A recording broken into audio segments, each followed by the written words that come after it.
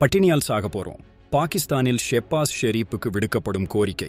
நம்ம ஊர்ல இருந்து என்ன நடக்குதுன்னு பாப்போமா? சிந்து நதி நீர் பிரச்சனை பாகிஸ்தானுக்கு ஒரு பெரிய தலைவலியாக மாறியிருக்கு. அங்க உள்ள மக்கள்ல 10-9 பேர் சிந்து நதியை நம்பிதான் இருக்காங்க.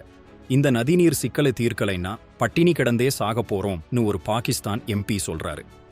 அவங்க அரசியல் தலைவர்கள் எல்லாம் ஷெபாஸ் ஷெரீப் கிட்ட இந்த பிரச்சனையை உடனே தீர்க்க சொல்லி அழுத்தம் கொடுத்துக்கிட்டே இருக்காங்களாம்.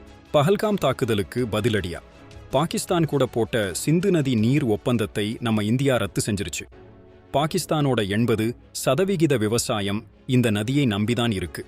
தண்ணியை நிறுத்தினா பாகிஸ்தான் பெரிய நஷ்டத்தை சந்திக்கும்.